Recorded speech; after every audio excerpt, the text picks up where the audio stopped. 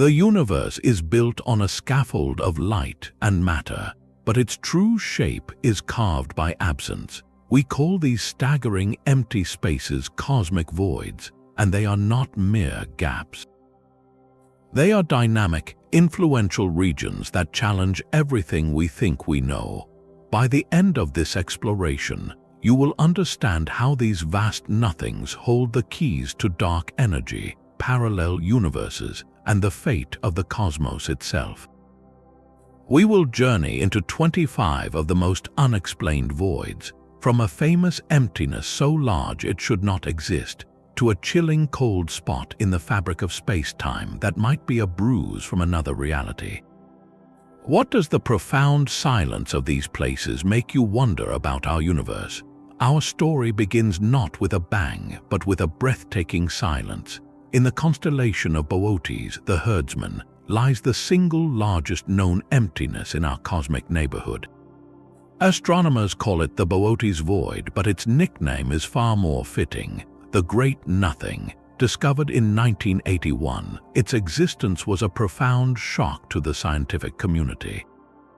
Here was a region of space roughly 330 million light-years across, a spherical volume so incomprehensibly large it could contain thousands of galaxy clusters.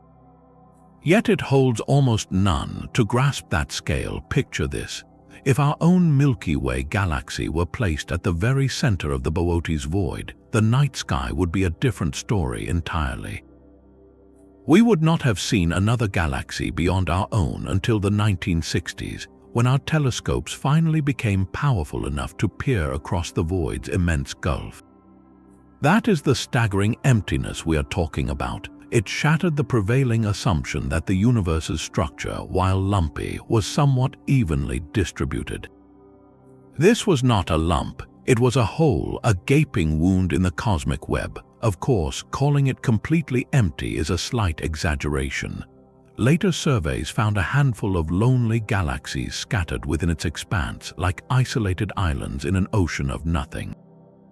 Astronomers sometimes call these the wallflower galaxies, huddled together in small, timid groups, as if seeking comfort in the overwhelming dark. Their very existence is a puzzle. How did they survive the void? Did they form there against all odds, or are they the last remnants of a region that was once full, now slowly being drained away? The leading theory suggests the Boötes Void might not be one single void, but a colossal merger of several smaller voids that grew together over billions of years, their combined gravitational influence pushing matter out toward the filament walls. This created a supervoid, a titanic bubble in the foam of the cosmos, but its sheer size continues to nag at cosmologists. Is it a statistical fluke, a one-in-a-million chance in our observable universe, or is it a sign that our models of structure formation are missing a crucial piece? The Great Nothing asks a deafening question. What force or absence of force could carve such a perfect and immense sphere of silence? That profound silence in Boötes is not the only cosmic anomaly whispering of a deeper mystery. Far across the sky, in the constellation of Eridanus, lies a void that may have left a permanent chill on the very first light of the universe. This is the Eridanus supervoid, and it is intimately tied to one of cosmology's most persistent puzzles, the cold spot in the cosmic microwave background. That faint afterglow of the Big Bang is our universe's baby picture, a remarkably smooth tapestry of temperature, but in Eridanus there is a blemish. A region of the sky noticeably colder than its surroundings, as if a cosmic refrigerator door had been left ajar. For years, its origin was a total enigma. Then, astronomers found a possible culprit, a supervoid of staggering proportions, possibly up to 1.8 billion light-years across. That is a bubble of relative emptiness so vast it defies easy explanation. The proposed mechanism linking this void to the cold spot is called the integrated Sachs-Wolf effect. It sounds complex, but the idea is beautifully simple. Think of a photon, a particle of light, from the cosmic microwave background traveling for over 13 billion years to reach our telescopes. For most of its journey, it sails through a universe where the gravitational pull of matter and the repulsive push of dark energy are roughly in balance.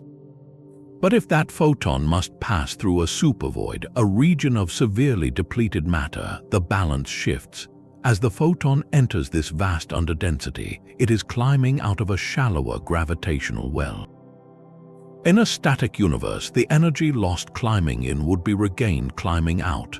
But our universe is expanding and dominated by dark energy. The void itself is expanding and deepening. So when the photon finally exits, the gravitational landscape has changed. The well is even shallower. The photon does not get all its energy back. It emerges slightly colder, its wavelength stretched. It is like rolling a marble up a hill that is slowly sinking beneath it. By the time you reach the top, you have lost more height than you expected. A single void causes a tiny effect. But a supervoid of this colossal scale could, in theory, integrate that effect over an immense distance, leaving a detectable cold patch on the sky. The debate is furious. Is the Eridanus supervoid truly large and empty enough to account for the entire cold spot through this effect? Many calculations suggest it falls short. The cold spot is too cold, the void not quite void enough. This discrepancy has led some scientists to propose far more exotic explanations.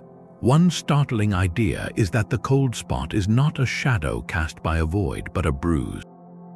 A cosmic signature of a collision between our universe and another bubble universe in the vast multiverse.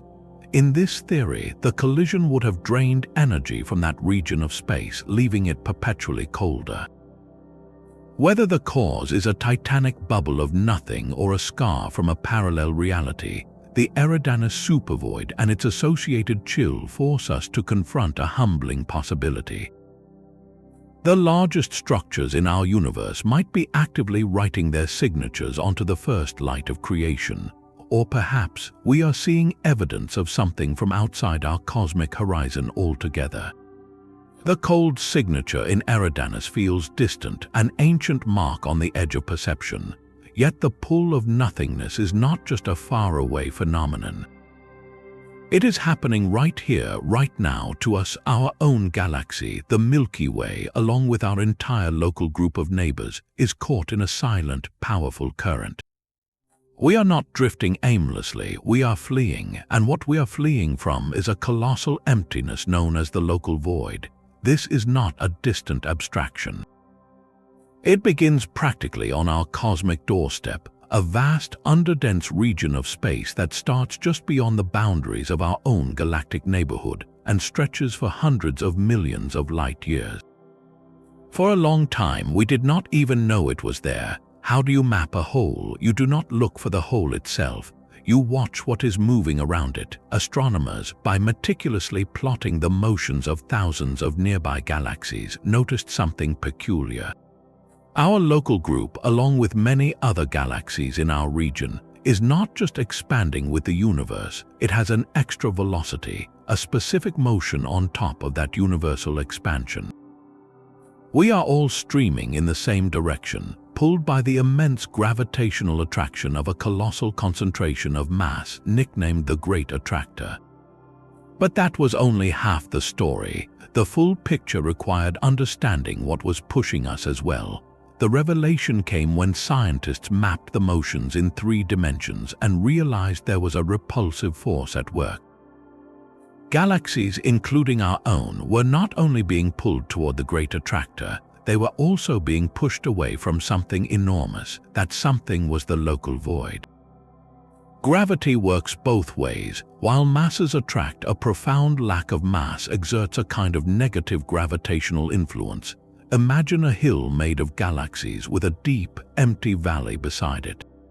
A ball placed on that hill will naturally roll down into the valley, not because the valley pulls it, but because the higher ground of the hill pushes it away.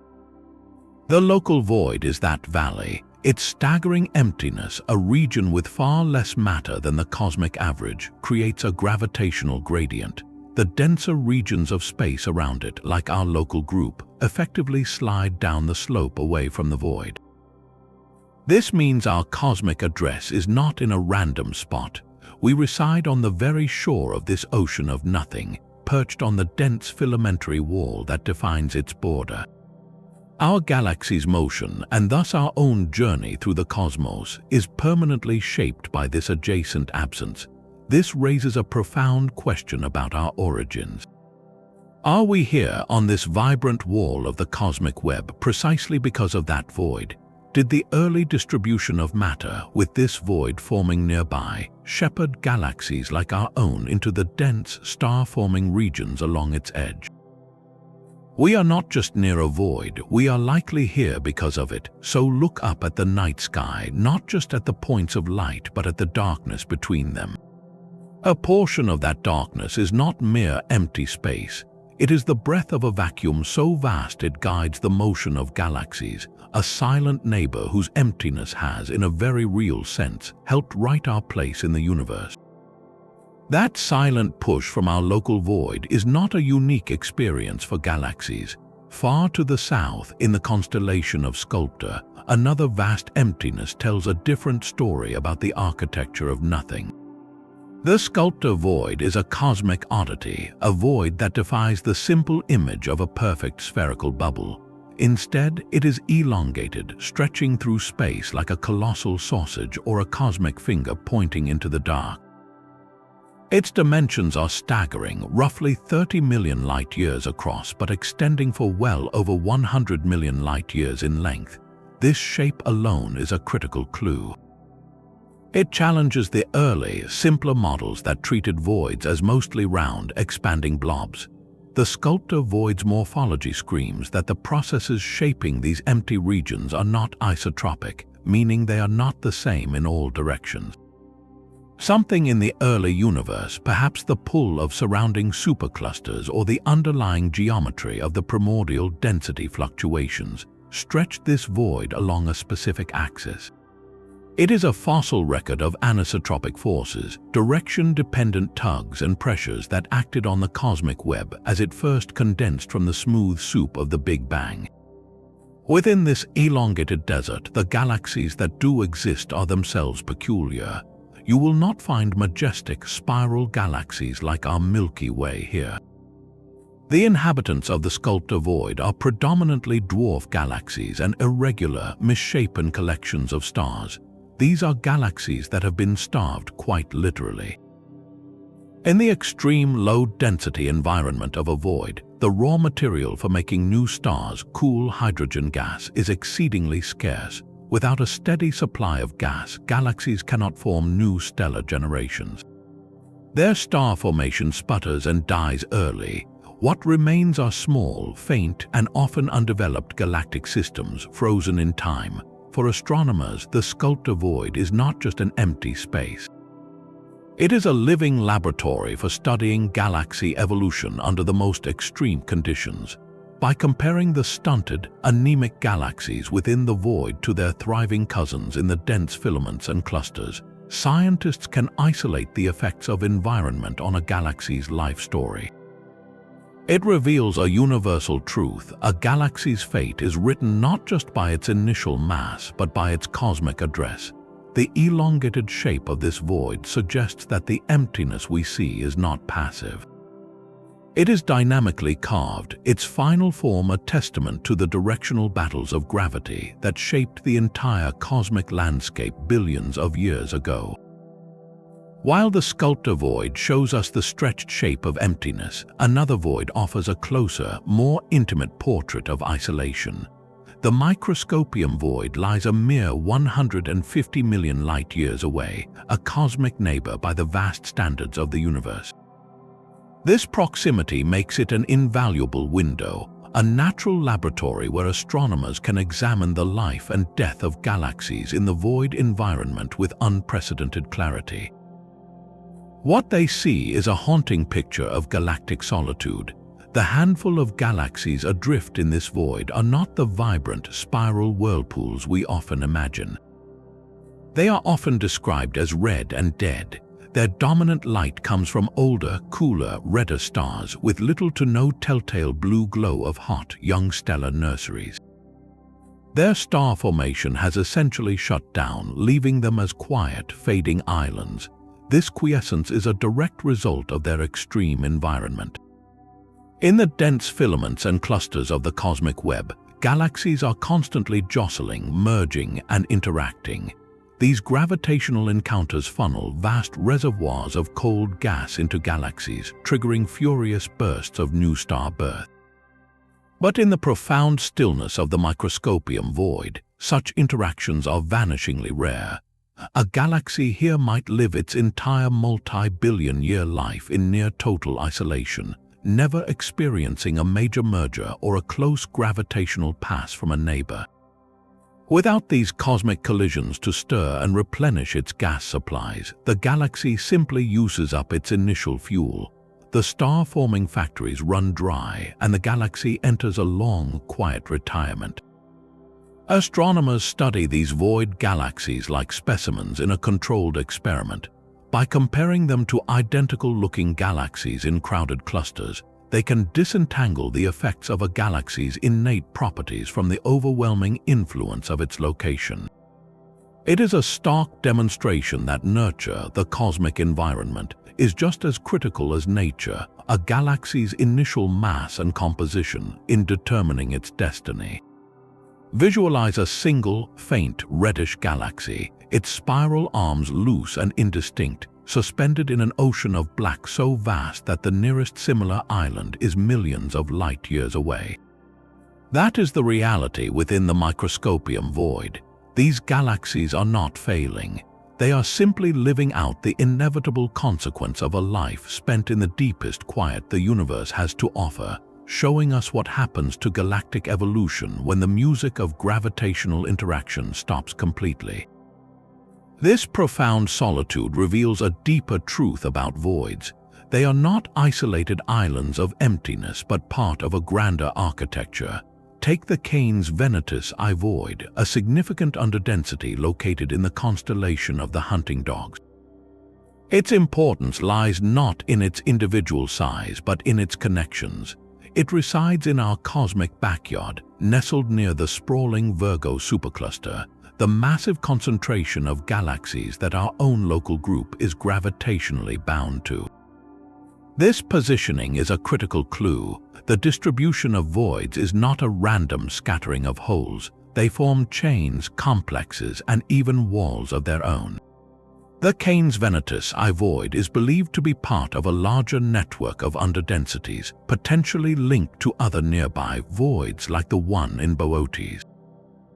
Think of the universe not as a sponge with random holes, but as a vast three-dimensional foam. In this cosmic foam, the voids are the bubbles. The galaxies and galaxy clusters we see are not floating inside those bubbles. They are confined to the surfaces where the bubbles meet, the dense, intersecting walls and filaments of this immense structure. This is the void hierarchy. Small voids merge to form larger ones, and those larger voids can align into staggering supervoid complexes, creating the largest empty volumes we can observe. Studying a void like the one in Canes Venatus I is like examining a single chamber in a honeycomb. By tracing its boundaries and mapping its connections to neighboring chambers, cosmologists can begin to chart the true skeleton of the cosmos.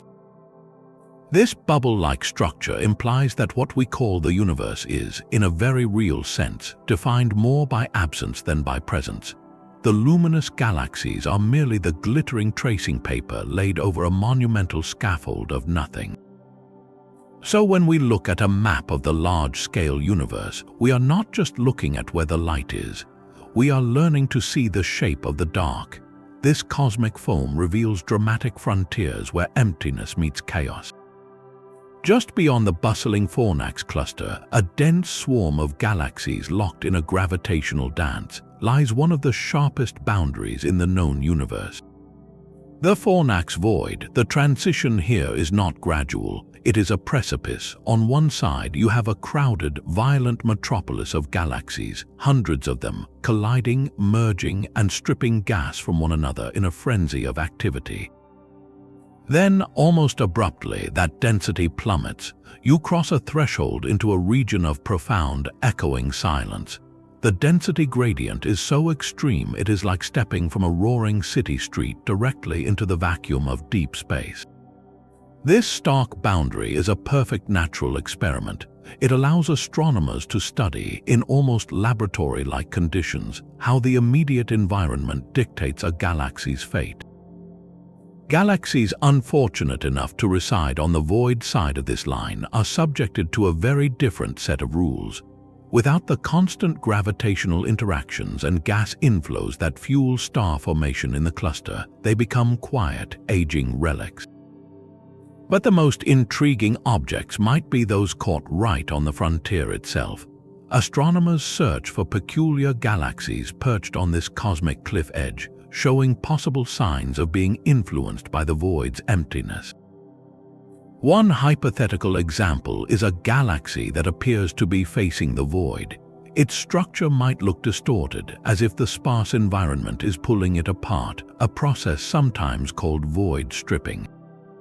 Or its star formation might be peculiarly lopsided, thriving on the side facing the dense cluster where gas is available and dying on the side exposed to the void. Visualize a flight from the brilliant, tangled heart of the Fornax cluster, speeding past swirling galaxies and colliding gas clouds, only to burst through an invisible wall into an expanse of darkness so complete the distant galaxies look like lonely, fading embers. This dramatic juxtaposition forces a fundamental question. Is the void actively shaping these frontier galaxies, or is the void simply what remains after all the matter has been pulled toward the gravitational anchor of the cluster? The Fornax void teaches us that in the cosmic web, the borders between everything and nothing are where the most revealing stories are written. The sharp edge of the Fornax void shows us a static border, but emptiness is not a still life. It is a dynamic actor in a cosmic choreography, and nowhere is this motion more telling than in the Leo void. This expansive region, located in the constellation of the Lion, is a grand stage where astronomers can watch galaxies move not with the uniform expansion of the universe, but with purpose. Their trajectories are not random. They stream in coherent rivers flowing around the void's edges and, in some cases, falling gently toward the denser filamentary walls that contain it. These are peculiar velocities, motions above and beyond the Hubble flow, and they are the void's silent testimony. By meticulously tracking these galactic streams, scientists are performing a kind of cosmic forensics. They are using the motion of the visible matter, the galaxies themselves, to trace the invisible hand of gravity sculpting the region. The pattern is clear. Galaxies are sliding down the gentle gravitational slopes created by the void's immense underdensity, accelerating toward the surrounding ridges of the cosmic web where matter is concentrated. This allows astronomers to do something astonishing. They can weigh the void, or more precisely, they can measure the total mass that is missing from it. By calculating how fast galaxies are being pulled toward the walls, they can estimate the gravitational deficit at the void's heart. This calculation includes everything, both the luminous matter we see and the dark matter we do not. The resulting map is a gravitational topography of nothingness, revealing the void not as a simple hole, but as a broad basin whose slopes dictate the motion of everything around it. Animated, this would look like a vast spherical depression, with vectors representing galaxy motions all pointing inward toward the basin's rim. These flows are a direct clue to the large-scale distribution of dark matter. The void is not empty of it. Dark matter permeates all of space, but the density of dark matter in a void is far lower than in the filaments. The peculiar velocities of the Leo void's galaxies confirm that even this sparse dark matter, combined with the profound lack of normal matter, creates a gravitational landscape that entire galaxies must navigate. So a void is not defined by what is absent, but by the motion that absence creates. Each galaxy with a peculiar velocity is a messenger, telling us the story of the empty space it is trying to escape. The motion of galaxies around the Leo void reveals a landscape sculpted by absence, but to truly understand the nature of that absence, we must listen to a different kind of signal. Far in the constellation of Gemini, astronomers have found a void that is silent in a way that is even more profound. The Gemini void is not just a lack of galaxies, it is a startling deficit of the universe's most basic raw material, neutral hydrogen gas. This primordial element, the fuel from which the first stars ignited, should be almost everywhere, a faint, pervasive fog left over from the Big Bang. We map its distribution across the cosmos by tuning our radio telescopes to a very specific frequency, the 21-centimeter line. This is the faint whisper emitted when the single electron in a hydrogen atom flips its spin. It is a cosmic beacon for the most abundant element in existence. When scientists create vast three-dimensional maps from this 21-centimeter data, they are essentially painting the universe in hydrogen. The cosmic web lights up in these surveys with dense filaments and walls glowing brightly with this gas, and voids appearing as dark, empty bubbles in the luminous fog. The Gemini void stands out. It is not just dim.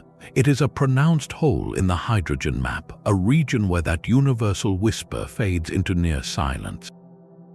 This is a critical signature. A void defined only by a lack of galaxies might still contain vast reservoirs of this invisible gas, a hidden potential for future star formation. But a void that is also dark in hydrogen is a true desert, a region that has been thoroughly evacuated. This presents a compelling mystery. Where did all the gas go? There are two leading possibilities, each with dramatic implications. The first is that the gas was never there to begin with. This would mean the Gemini void is a primordial artifact, a region that emerged from the earliest moments of the universe with such a low density that even the primordial hydrogen fog failed to condense within it. It was born empty. The second, more dynamic possibility is that the gas was forcibly swept out. As the void expanded over billions of years, the gravitational pull from the surrounding dense walls of the cosmic web could have acted like a cosmic vacuum, siphoning away the diffuse hydrogen gas that once drifted within it, leaving behind a sterilized cavity. Visualize a data visualization from a radio telescope survey. The sky awash in the soft, red glow of hydrogen emission, tracing the delicate filaments of the web. Then, as we pan toward Gemini, that glow abruptly dims, dissolving into a sphere of perfect black, a hole punched through the luminous fabric of the cosmos. This silent void forces us to ask whether these great nothings are passive backgrounds or active, evolving entities that cleanse themselves of the very seeds of future light. The Gemini void's profound silence is a local mystery, but the architecture of emptiness operates on a far grander scale. Stretching between the constellations of Lynx and Ursa Major lies a void that serves as a cosmic canyon, a staggering divide in the very fabric of the web. This is the Lynx Ursa Major void, and it does not simply exist in space. It defines it, positioned directly between two of the universe's most massive structures, the Lynx supercluster and the Ursa Major supercluster. This void acts as a titanic buffer zone.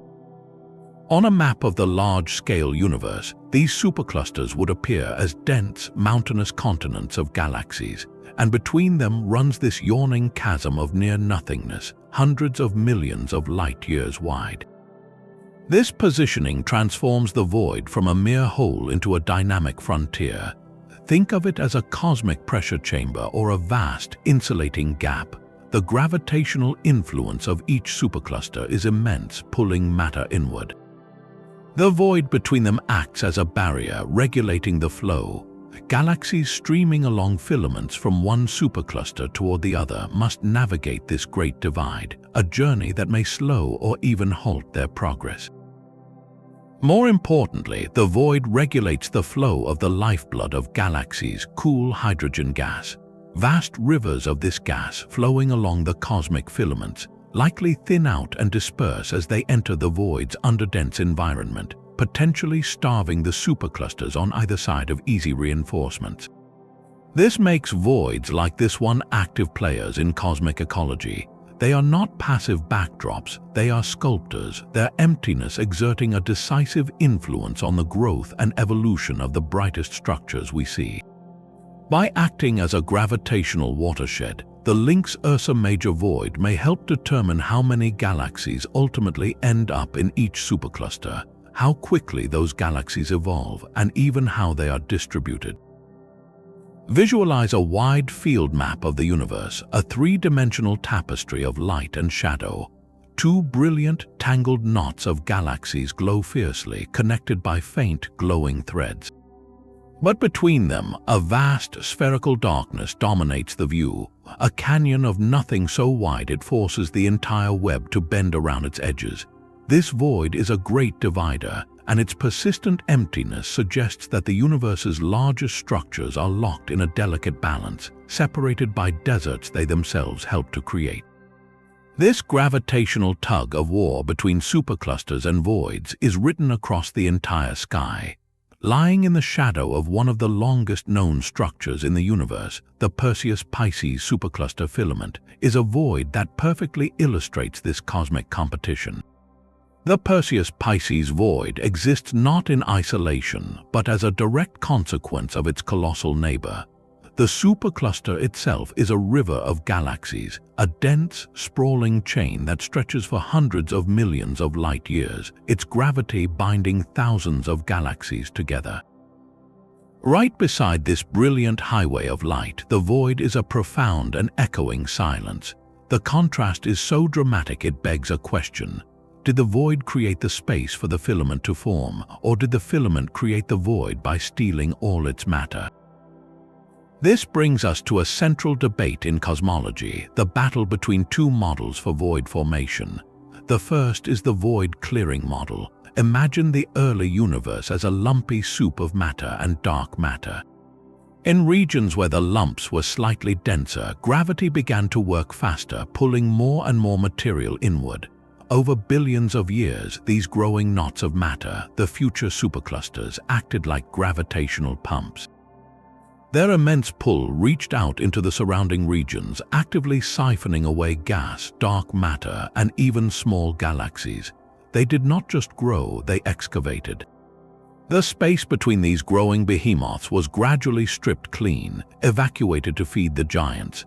The Perseus-Pisces void could be the result of this process, a cavern carved out by the relentless gravitational appetite of the supercluster filament on one side and other dense regions on the other.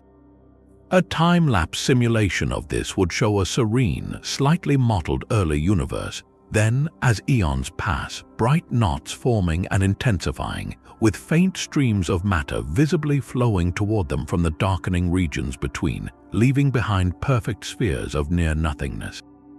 The opposing view is the primordial model. In this scenario, voids are not carved, they are inherited. They are the fossilized imprint of the universe's very first moments. After the Big Bang, quantum fluctuations created tiny variations in density. The slightly overdense regions became our galaxies and clusters. The slightly underdense regions, these vast bubbles of lower density, simply expanded with the universe. As everything else condensed into the cosmic web, these regions remained diffuse, their expansion outpacing the gravitational collapse happening elsewhere. They were born empty and they stayed empty. In this view, the Perseus-Pisces supercluster formed along the dense ridges surrounding a primordial low-density bubble that was already there. So which is it for this particular void? Is it a dynamically cleared excavation site or a primordial fossil? The truth likely involves both. A slight initial underdensity would have given the surrounding regions a head start, making the clearing process by neighboring superclusters even more efficient. The void we see today is probably a product of its birth and a testament to the gravitational robbery that has shaped the cosmos for billions of years. It forces us to see the cosmic web not as a static sculpture, but as an arena of constant theft where the rich clusters get richer by draining the deserts between them. The debate over voids as fossils or excavations brings us to a deeper, more unsettling question about the cosmos itself. Our journey now turns south to the constellation of Grus, the Crane. Here, the Grus Void is more than just another empty space. It is part of a pattern that challenges one of cosmology's most sacred assumptions. When astronomers began to map the locations of the largest voids across the entire sky, they noticed something peculiar. The distribution was not perfectly even. There appeared to be a hemispheric asymmetry, a kind of lopsidedness, with more and larger voids concentrated in one celestial hemisphere compared to the other. The Grus Void, residing in the southern sky, is a key data point in this puzzling imbalance. This is not a small detail. It strikes at the heart of the cosmological principle, the foundational idea that on the largest scales, the universe is homogeneous and isotropic. Homogeneous means the matter is evenly smeared out when you take a big enough average. Isotropic means it looks the same in every direction. This principle is the bedrock upon which we interpret the cosmic microwave background, the expansion of the universe, and almost every modern cosmological model. It is why we feel confident that the universe we see from our tiny vantage point is representative of the whole. But a lopsided distribution of the largest structures, the voids themselves, whispers a different story. Imagine a full sky map like a globe of the cosmos, with each major void marked as a dark, circular patch. Instead of a uniform polka dot pattern, you might see more of these dark patches clustering in one half of the map, while the other half appears comparatively filled in. The Grus Void sits in that potentially overcrowded southern emptiness. The immediate, conservative explanation is that this is a statistical fluke. We are, after all, looking at a finite sample within our observable universe. Perhaps we just happen to live in a neighborhood where the cosmic foam has a few more large bubbles on one side. It would be like scooping a handful of foam from a bathtub. Your handful might have more big bubbles on the left side, but that does not mean the entire tub is arranged that way. This is the hope that as our surveys get larger and map more of the cosmos, this asymmetry will smooth out. But what if it does not? What if the lopsidedness persists? Then we are forced to consider far more radical ideas. Could it be a sign that the universe is not isotropic on the very largest scales we can observe? Perhaps the initial conditions of the Big Bang were not perfectly uniform, and that primordial imprint is still visible in the architecture of nothingness. Or, even more mind-bending, could it be evidence that our observable universe is just a fragment of a much larger, inhomogeneous cosmos, and we are seeing the edge of that larger structure's texture? The Grus Void, in its quiet southern expanse, is not merely empty. It is a single note in a cosmic chord that sounds slightly off-key, challenging us to listen more carefully to the symphony of silence that shapes everything we see. That lopsided cosmic chord finds a strange harmony in the deserts themselves. Deep in the southern constellation of Indus, a void holds a secret that rewrites the rules of galactic life. The Indus Void is home to a peculiar class of astronomical object, the void galaxy. These are not the faded, red relics we might expect from such empty places. They are cosmic rebels, isolated in the great nothing. They defy the norms. Void galaxies tend to be smaller, often taking on irregular, misshapen forms, as if no neighboring galaxy was around to sculpt them into elegant spirals or smooth ellipticals. Their most striking feature, however, is their color. They glow with an intense, youthful blue. This blue light is the signature of hot, massive, short-lived stars, and it means these galaxies are forming new stars at a furious pace, especially when you consider their relatively small size. This is the great paradox of the void. In the richest environments, like the cores of galaxy clusters, galaxies are massive, red, and sedate. Their star formation ceased eons ago. But in the poorest neighborhoods, the voids, we find these small, blue, and frantic stellar nurseries. This stark contrast lies at the heart of the great nature versus nurture debate in galaxy evolution. Is a galaxy's destiny written in its genes, determined by the mass and angular momentum it was born with? Or is it shaped overwhelmingly by its environment, by the constant gravitational harassment and gas stripping that occurs in crowded galactic cities? Void galaxies are the ultimate control group for this experiment. They are galaxies that have grown up in profound isolation, largely untouched by the violent mergers and close encounters that are commonplace in clusters and dense filaments. Their high star formation rates suggest that in the quiet of the void, a galaxy can hold onto its cold gas reservoirs for much longer, without a disruptive neighbor to rip that gas away or trigger a premature burst of star formation that uses up the fuel. These galaxies can form stars at a more steady and sometimes more intense pace over billions of years. Picture a split-screen visual. On one side, a massive elliptical galaxy from a dense cluster, a smooth, golden football of ancient stars, its structure serene and finished. On the other side, a void galaxy from the Indus region, a ragged blue splotch of light streaked with the pink glow of active stellar nurseries, its form still a work in progress. One galaxy was shaped by a lifetime of cosmic interactions. The other was shaped by the absence of them. The void, it seems, does not just preserve emptiness. It preserves a different, more primal state of galactic being. The blue rebels of the Indus void show us a universe where isolation breeds activity. But to understand the true nature of emptiness, we must move from studying individual anomalies to analyzing the population. This is where modern astronomy transforms the mysterious into the measurable. Our 14th void, located in the southern constellation of Tucana, is no longer just a curious empty spot on a map. It is one data point among thousands, a single bubble in a vast statistical ocean.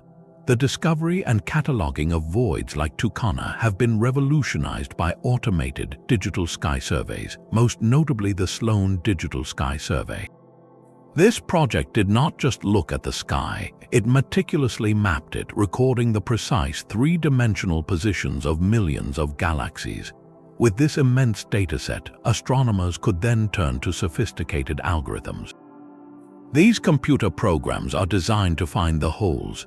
They scan the intricate pointillism of the galactic map, identifying the largest contiguous regions where the density of galaxies falls below a certain threshold.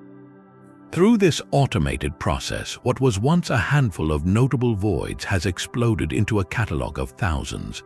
The Tucana void is one of them, its boundaries defined not by human estimation but by mathematical certainty.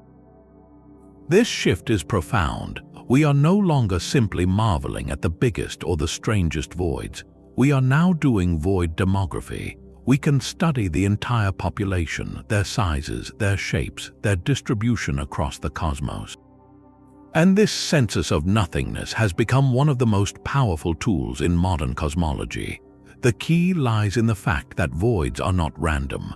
Their statistical properties are exquisitely sensitive to the underlying rules of the universe, particularly the nature of dark energy and dark matter. Think of a void like Tucana as a standard ruler. In an expanding universe, we know how big a void of a given mass should have been at a certain time in cosmic history. By measuring its apparent size today across vast distances, astronomers can trace how the expansion rate of the universe has changed over billions of years. Dark energy, which accelerates that expansion, leaves its fingerprint on the growth of voids. A stronger dark energy would suppress the growth of the largest voids as it pushes the universe apart faster, preventing matter from collapsing into even the negative density troughs.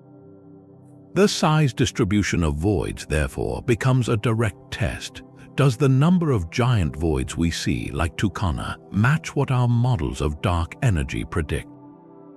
Their shapes are equally telling. In a universe dominated by dark matter which only interacts through gravity, voids tend to grow more spherical over time. But if dark energy has a more complex nature, or if gravity itself behaves differently on the largest scales, that growth could be anisotropic, leaving voids more elongated or distorted. By analyzing the shapes of thousands of algorithmically detected voids, scientists are performing a grand cosmological stress test. A data visualization of this would be breathtaking. Picture the familiar cosmic web, a delicate lace of glowing filaments against the black. Now overlay upon it hundreds, even thousands, of translucent spheres of various sizes, each one marking an algorithmically identified void. Some are tiny bubbles nestled in the web, others are colossal spheres like Tucana, engulfing entire regions. This is the true architecture of our universe, a foam of defined emptiness.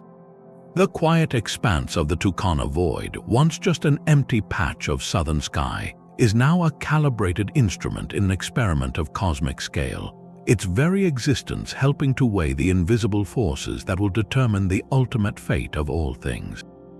The statistical census of emptiness has revealed a rulebook for the cosmos, but some voids seem intent on breaking it. In the constellation of Pavo, the peacock, lies a void that pushes the boundaries of what our standard model of the universe says is possible. This is the Pavo void, and its potential size places it at the heart of a quiet but profound crisis in cosmology.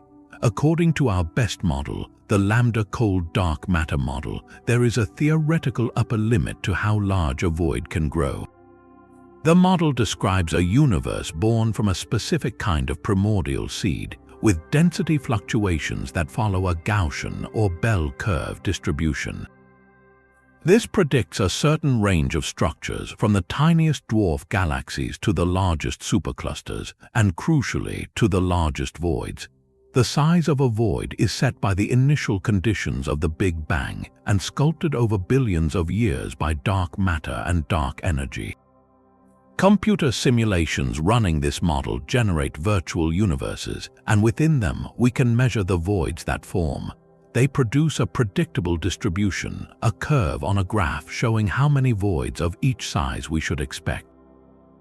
Most observed voids fit neatly within this predicted range. But then there are outliers, voids like Pavo that appear to sit on the far right edge of that graph, their measured size nudging against or perhaps even exceeding the theoretical maximum. Visualize a simple graph. The horizontal axis shows void size from small to enormous. A smooth, bell-shaped curve arches over it, representing the predictions of the standard model. Plotted across this curve are dots for all the observed voids, most clustering under the peak of the curve. But one dot, labeled Pavo, sits far out on the tail, an obvious outlier with an arrow pointing to it, questioning its place. The immediate question is one of measurement. Is the Pavo void truly one contiguous emptiness, or is it a chance alignment of 2 or 3 smaller voids along our line of sight, making it appear as one gigantic structure? Modern 3-dimensional mapping helps, but uncertainties remain. If, however, repeated and careful observation confirms that Pavo is indeed a single void larger than the standard model allows, the implications are staggering. It would mean the seeds of our universe were not sown with ordinary Gaussian randomness. Such an anomalously large underdensity could be a sign of non-Gaussian fluctuations in the early universe. This is a technical term for a profound idea. The primordial soup might have had rare, extreme lumps and deficits that our current models do not account for. Think of it like rolling a pair of dice. Gaussian statistics are like getting a 7 over and over with the expected variation. A non-Gaussian fluctuation is like rolling snake eyes 100 times in a row, something so statistically unlikely it suggests the dice are loaded. A void like Pavo could be the cosmic equivalent of that loaded roll, a relic from the first instance of time hinting at physics beyond our current understanding. Alternatively, its excessive size could point to a dynamic interaction in the dark sector. Perhaps dark energy behaves more strongly within voids, or dark matter interacts with itself in ways that enhance the growth of these empty regions. Finding a void that is simply too big would not just add another curious object to our catalog. It would force us to rewrite the opening chapters of cosmic history, revealing that the universe's first moments were far more wild and exotic than we ever imagined. The potential crisis posed by a void like Pavo leads us directly to the heart of the mystery. If voids can grow too large, what unseen force is driving their expansion? The Hercules Void offers a profound clue because its story is not just about space but about time. This vast emptiness is a window into the most dominant and least understood component of our universe, dark energy. We now understand that the cosmos is not simply expanding. That expansion is accelerating, a fact that earned a Nobel Prize. The engine behind this acceleration is the repulsive force we call dark energy. And while its effects are subtle everywhere, they are magnified within the cosmic voids. Think of the universe as a rising loaf of raisin bread. The raisins, representing galaxies, move apart as the dough expands. But if you had a large, empty bubble in that dough, the bubble would expand even faster. There is less gravitational pull from matter inside to counteract the outward push of the rising agent. In our universe, dark energy is that rising agent. Within the dense walls and filaments of the cosmic web, the powerful gravitational attraction of all that matter fights a tug of war with dark energy's repulsive push. Inside a void like Hercules, however, there is very little matter to provide a counterpull. Here, dark energy operates almost unopposed. This means voids do not just passively expand with the universe. They are actively stretched apart, growing larger and emptier at a rate that outpaces the average cosmic expansion. They become dynamic laboratories for dark energy itself. To measure this effect, astronomers do not just look at one void. They compare voids across cosmic time. By peering deep into space and thus back in time, they can identify ancient voids in the early universe. Then they compare their sizes, shapes, and emptiness to younger, nearer voids like Hercules. The difference tells a story. If dark energy's strength has been constant, the growth of voids over billions of years should follow a specific curve. If dark energy's influence has changed, the void record will show it.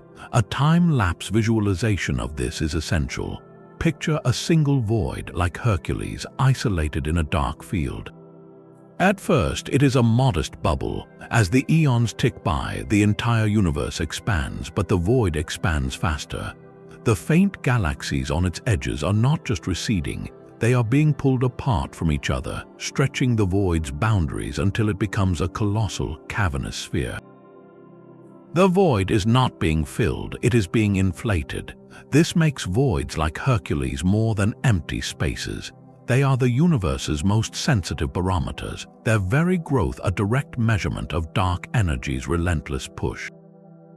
By studying the history written in their expanding silence, we are reading the signature of the force that will ultimately determine the fate of all things. Dark energy may stretch the voids, but it cannot erase their history. The Ophiuchus Void, a vast emptiness in the constellation of the Serpent Bearer, holds a secret within its silence. Even here, in one of the most desolate regions of the cosmos, astronomers are searching for ghosts of structure. This is the frontier of void substructure. The simplest models paint voids as smooth, uniform bubbles, empty bowls in the cosmic landscape. But the universe is rarely so simple. Theory suggests that even these profound underdensities should not be perfectly blank. Scattered within them should be the faintest echoes of the cosmic web, wispy tendrils of dark matter, and the occasional, isolated dwarf galaxy, forming a tenuous architecture inside the emptiness. Finding this substructure is one of observational cosmology's greatest challenges. It requires pushing our most powerful telescopes to their absolute limits, gathering light for dozens of hours on a single, seemingly empty patch of sky. The goal is to see not just the bright islands, but the dimmest possible threads. Imagine a visual, a deep field image of the Ophiuchus Void. At first glance, it is a stark black canvas with a few faint, blurry smudges. Then, with advanced computer processing that stacks and enhances the data, faint, glowing lines begin to emerge, connecting those smudges in a delicate, almost invisible web. Arrows point to these traces, highlighting the ghostly filaments within the void itself. Detecting or failing to detect this internal lacework is a critical test. It probes the behavior of dark matter on the smallest cosmological scales. Dark matter is the unseen scaffolding of the universe, and its properties dictate how it clumps. Some theories suggest certain types of dark matter particles are warm, meaning they move at high speeds. This warmth would smooth out small-scale structure, preventing dark matter from clumping into the tiniest halos. In a warm dark matter universe, the interior of a void like Ophiuchus would be truly smooth, a blank slate. But if dark matter is cold, moving slowly, it should clump on every scale down to the size of small asteroids. That means even the deepest void should be threaded with ultra-faint filaments and sprinkled with countless tiny, dark matter microhalos, far too small to host visible galaxies. So by staring into the heart of the Ophiuchus void, we are not just looking for faint light, we are attempting to weigh the dark matter particle itself. The presence of those wispy galaxy filaments would support the cold dark matter model, showing that structure forms hierarchically from the smallest scales up, even in the most impoverished environments. Their absence would be a monumental discovery, pointing toward warmer, more exotic dark matter and forcing a rewrite of how we believe the cosmic web condensed from the primordial fog. The void, therefore, becomes a cosmic sensor. Its apparent emptiness is a measurement telling us not just about what is missing, but about the fundamental nature of the invisible stuff that makes up most of our reality. The ghostly substructure within voids like Ophiuchus hints at a hidden richness, but what truly fills a space we call empty? The serpent's void holds a surprising answer. It is not a perfect vacuum. While galaxies are scarce, the void is permeated by a thin, superheated gas. This is the intergalactic medium, a plasma so diffuse it contains only a few atoms per cubic meter, yet it is the dominant reservoir of normal matter in the universe. In the crowded filaments, this gas is tangled and turbulent, but within the serene expanse of a void, we might find it in its purest, most undisturbed state. This makes voids like serpents pristine laboratories for studying the universe's fundamental background. But there is more than just hot gas drifting here. The void is also threaded by cosmic magnetic fields, faint lines of force that weave through the cosmos. Their origin is a mystery, perhaps seeded by the earliest galaxies or even by processes in the infant universe. In the quiet of the void, these magnetic fields can stretch and align over millions of light years, creating a subtle but vast scaffold. And racing along these invisible magnetic highways are the universe's most energetic messengers, ultra-high energy cosmic rays. These are not rays of light, but individual atomic nuclei, protons and heavier elements, accelerated to velocities approaching the speed of light. Their sources are among the most violent events in existence, like the jets of supermassive black holes or the explosions of collapsing stars. To reach such incredible energies, these particles need a colossal runway. This is where the void's emptiness becomes a critical asset. In dense regions, a high-energy particle would quickly collide with gas and light, losing its energy in a flash. But in a void, the mean free path, the average distance between collisions, is astronomically long. A particle can travel for hundreds of millions of years without hitting anything, all the while being pushed and focused by those vast, void-spanning magnetic fields. In a sense, the serpent's void acts as a natural particle accelerator, one far larger and more powerful than anything we could ever build on Earth. Its emptiness provides the perfect vacuum chamber for the universe's most extreme physics. Visualize an artistic rendering of this. The screen is not black, but a deep, translucent indigo representing the diffuse hot gas. Through it, we see faint, glowing lines of gold and silver, tracing the immense cosmic magnetic fields. And zipping along these lines are brilliant, streaking particles, leaving colorful trails of light like neon comets. each one a cosmic ray carrying the signature of a cataclysm from a distant, crowded part of the web. So when we speak of a void, we must redefine our terms. It is not a true nothingness. It is a realm of subtle forces and incredible energies, a quiet cathedral where the universe conducts its most fundamental experiments in particle physics on a scale we can barely comprehend. The subtle magnetic highways within a void may guide particles, but what if the voids themselves are being guided? In the constellation of Scutum, the shield, a void's position whispers of a cosmic pattern so controversial it could unravel a foundational pillar of modern cosmology. The Scutum void is not just another empty region. Its location and the apparent alignment of other massive voids and superclusters across the sky points toward a potential preferred orientation in the universe, a ghostly axis that some have dramatically nicknamed the axis of evil.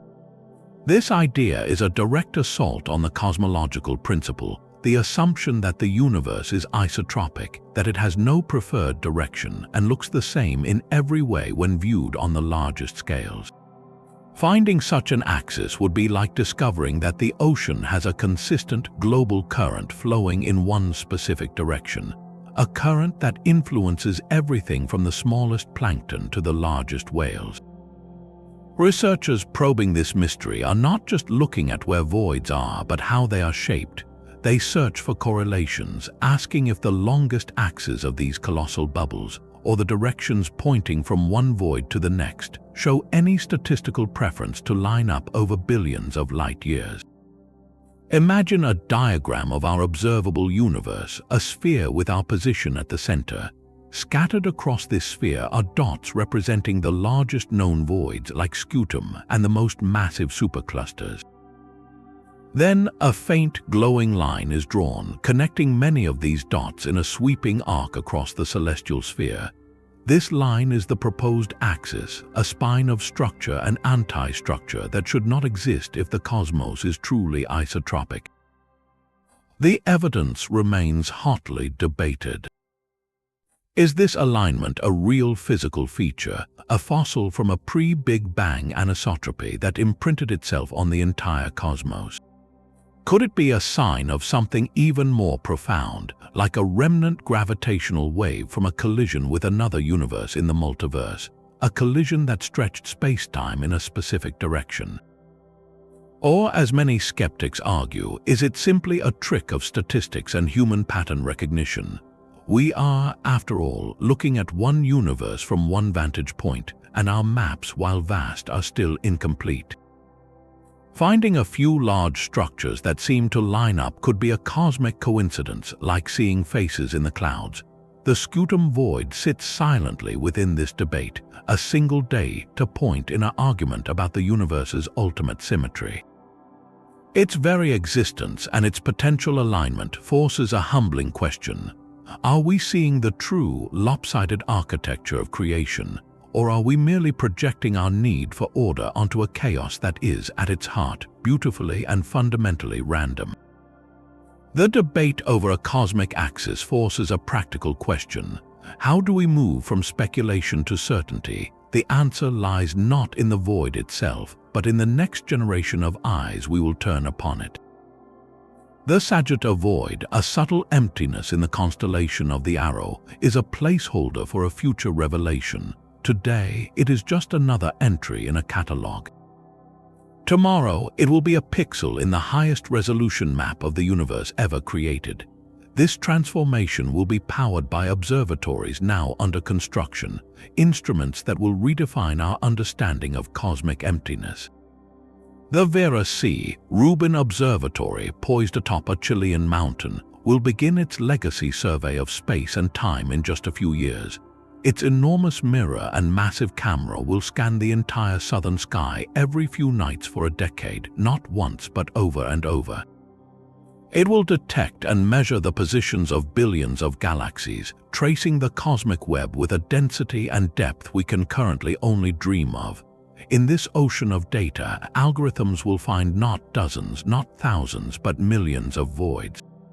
The Sagittarius void will be joined by a sea of siblings, each one precisely measured in size, shape, and density contrast. Visualize a data visualization from this future survey. A three-dimensional map of the universe spins slowly, but it is not the familiar sparse web of glowing threads. It is an impossibly rich, dense tapestry, a froth of light. Then, with a click, an overlay appears, covering the map with countless translucent spheres of all sizes. A foam of defined emptiness so complete it looks like bubbles in a cosmic champagne flute. Each bubble is a void, its boundaries known to a precision of mere percentages. This is the shift. Voids will cease to be individual curiosities and become a statistical population of unparalleled size, allowing for exquisitely sensitive tests of cosmology. But galaxies are only half the story. To see the true raw material of the void, we must listen. The Square Kilometre Array, or SKA, a revolutionary radio telescope being built across South Africa and Australia, will tune its vast ear to the whisper of hydrogen. It will map the distribution of this primordial gas across the universe in 3 dimensions, painting the cosmic web not in starlight, but in the faint radio glow of its most basic ingredient. For a void like Sagittarius, this is the ultimate probe. Does it contain faint, wispy filaments of gas too dim to form stars? Is it utterly evacuated? The SKA will show us, turning the void from a shadow into a transparent object, its interior structure laid bare. Together, these titanic instruments will transform voids into the universe's most precise diagnostic tools. By measuring how the statistical properties of millions of voids change across cosmic time, we will chart the expansion history of the universe with a new, independent method, cross-checking the evidence from supernova and the cosmic microwave background. We will weigh dark energy by watching it inflate these bubbles. We will test gravity itself by measuring the shapes of voids as they grow. The quiet, undefined Sagittarius void of today is a promise. It represents the next great leap in our journey, where the architecture of nothing becomes the blueprint for understanding everything. These future maps will chart the anatomy of emptiness with clinical precision, but some voids defy a purely scientific description. The Vulpecular Void, a subtle expanse in the constellation of the Fox, invites a different kind of inquiry. It asks us to consider not just what a void is, but what it means. For human minds evolved to find patterns in the clutter of a dense world, the sheer scale of cosmic nothingness is philosophically jarring. We have spoken of voids as deserts, and the analogy holds a profound truth. A desert is not defined by its lack of water alone, but by the extreme conditions that lack creates, conditions that shape every grain of sand and every form of life that dares to persist. A cosmic void is a desert on the grandest possible scale, a region where the density of matter is so low that the very processes of cosmic construction, the birth of galaxies and stars, are starved into silence. This transforms our view of the universe from a single, connected continent of light into something far more lonely and beautiful, an archipelago universe. In this vision, all the galaxies, clusters, and superclusters we see are not the mainland. They are isolated islands, vibrant chains of illuminated matter, adrift in a dark and seemingly infinite ocean of void. We do not live in a universe of stuff with gaps in it. We live in a universe of gaps within which the stuff occasionally, miraculously, clumps together. This shift in perspective is humbling. Our Milky Way is not at the center of anything. It is a single island in a vast archipelago, and the ocean between us and the next island is a gulf of millions of light years of near nothingness. This leads to a haunting question about life itself. Could a spark of consciousness ever ignite in such a place? If, against all odds, a rocky planet formed around a solitary star in the heart of a void, the night sky would be a different kind of masterpiece. It would be almost perfectly black. No nearby galaxies would be visible to the naked eye, no misty band of a neighboring spiral. the concept of other galaxies, of a cosmic web, might remain forever unknown to that civilization, their entire universe contained within their own stellar system. Their science would be built on a fundamental misconception of an empty cosmos, unless their technology advanced to a point where they could detect the faintest whispers of light from unfathomable distances. Their philosophical and spiritual frameworks would be built in profound isolation, with no celestial landmarks to suggest they were part of a greater whole. Would such a civilization feel a deep cosmic loneliness or a serene certainty that they were all that existed? The Boötes Void, in its quiet darkness, is more than a physical structure. It is a mirror. It reflects back our own place in the cosmos, not as the center of the story, but as a fortunate inhabitant of a rare and crowded shoreline, looking out into the deep, silent ocean from which we came and into which we may one day fade. The profound silence of a void is not merely an absence of data. It is a unique and powerful signal in its own right. The Boötes Void represents a frontier in what astronomers call void cosmology, the ambitious effort to use these great nothings as independent, high-precision instruments to measure the universe. For decades, our understanding of cosmic ingredients like dark energy has relied on two primary pillars. The first is the cosmic microwave background, the ancient afterglow that tells us about the infant universe. The second is distant supernova, the standard candles that revealed the acceleration of expansion. But what if these methods, as precise as they are, contain subtle systematic errors we do not yet understand? This is where voids become a crucial third pillar, a completely different kind of ruler. Instead of tracking the explosive death of stars or the faint whisper of primordial light, void cosmology measures the growth of nothing. It works by tracking two key properties over cosmic time. First, the shapes of voids. As a void expands, dark energy, operating almost unopposed within it, tends to stretch it more uniformly, making it more spherical. The rate at which voids become more spherical versus elongated tells us about the strength of dark energy's repulsive push. Second, the motions of galaxies around the void's edges. By measuring the peculiar velocities of galaxies as they stream away from the void's center and toward the dense walls, astronomers can calculate the void's growth rate directly. This growth rate is exquisitely sensitive to the equation of state of dark energy, a technical term for the relationship between its pressure and density. Is dark energy a constant, unchanging force, as Einstein's cosmological constant suggests? Or does its strength vary over time? Voids can tell us. Visualize a scientist's whiteboard. On the left are the key cosmological parameters, like the density of dark energy and its equation of state. 3 columns stretch to the right. The first column shows values derived from the Planck satellite's cosmic microwave background data. The second shows values from supernova surveys. The third, newly filled in, shows values derived solely from the statistical analysis of thousands of voids like Delphinus. The numbers in the first 2 columns are close but not identical. All eyes are on the third column. If the void-based measurements align with one set and not the other, it would not just be a curiosity, it would be a major discovery. It could indicate a hidden flaw in our interpretation of the cosmic microwave background, or a subtle evolution in supernova behavior we have not accounted for.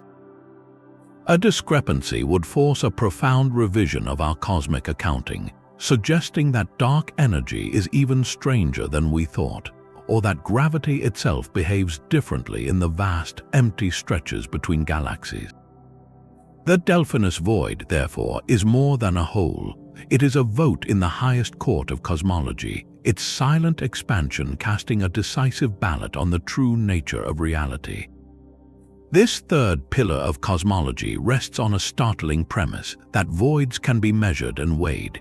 But what if we found a void that defied measurement because it contained almost nothing at all? The Boötes Void poses this exact, profound challenge. We speak of voids as underdensities, regions with far less matter than the cosmic average. Yet the universe, born from quantum chaos, should have a floor, a baseline level of lumpiness imprinted by those first random fluctuations. An impossibly empty void would be one that dips below that theoretical floor, a region so profoundly vacant it suggests the seeds of our cosmos were not merely random, but perhaps included rare, deep chasms of nothing we do not yet understand. Is there a limit to emptiness? Could a perfect void, a volume of space containing literally zero atoms and minimal dark matter, actually exist? Our current physics suggests probably not. Quantum field theory tells us that even the vacuum of space is not truly empty. It seethes with virtual particles popping in and out of existence, a quantum foam that gives even the deepest void a faint, irreducible energy. Yet the aqueous void pushes us to consider the extremes. To visualize this, picture a thought experiment. A simulation begins with the smooth, hot plasma of the early universe. Tiny quantum ripples magnified by inflation create the seeds of all structure. Most seeds are small hills and shallow valleys, but one seed, by a statistical fluke of staggering unlikelihood, is a deep, sharp trench. As the universe expands and cools, this trench expands with it. Matter flows away from it, pulled toward the surrounding hills. Billions of years later, that seed has inflated into a void of breathtaking purity, a spherical region where the density of matter is not just low, but approaches the absolute quantum limit of the vacuum itself. This is the realm of theoretical phantom voids, hypothetical regions whose extreme emptiness could have exotic causes. One possibility ties into alternative models of gravity, like modified Newtonian dynamics, or MOND. This theory proposes that gravity behaves differently at extremely low accelerations, like those found in the outskirts of galaxies or within vast voids. In a MOND-influenced universe, the gravitational signature of a void might appear stronger than the visible matter within it suggests, making it seem even emptier than it truly is. The void's apparent depth could be an illusion, a sign not of missing matter, but of gravity's rules changing in the profound quiet. Finding and confirming a void like Aquarius would force a monumental choice. Do we accept it as a one in a Googleplex cosmic lottery ticket, a freak quantum fluctuation? Or do we take it as evidence that our understanding of the vacuum, of gravity, or of the universe's initial conditions is fundamentally incomplete? The quest to measure true nothingness becomes, paradoxically, the search for the most significant signal of all. The search for impossibly empty voids leads us to the edge of known physics and perhaps beyond it. The Calum void presents a possibility so grand it redefines the scale of reality itself. Could some of these vast cosmic deserts, especially those aligned with strange features in the cosmic microwave background, be more than mere absences? Could they be scars, permanent bruises left on our universe from a collision with another universe entirely? This idea springs from one of the most compelling theories in modern cosmology, the multiverse hypothesis. It proposes that our entire cosmos, from the Big Bang to the farthest galaxy, is not the whole story. Instead, it is a single bubble, one universe in an infinite, frothing sea of other bubble universes, each with its own laws of physics, born from an eternal process called eternal inflation. In this unimaginably vast landscape, our bubble universe is not alone. As these bubbles expand in a higher dimensional reality, they can, on rare occasions, bump into each other. The collision would be a cataclysm of literally cosmic proportions, an event that would transfer immense energy at the boundary where the two distinct space-time fabrics meet. Now picture the aftermath within our universe. That collision point, that scar on the skin of our cosmic bubble, would manifest as a vast circular region with profoundly unusual properties. The violent energy release could have pushed matter away, creating a colossal underdensity. It could have altered the fundamental fields in that area, leaving a distinct temperature imprint on the cosmic microwave background like a cold spot. And it could have generated unique patterns in the polarization of that ancient light.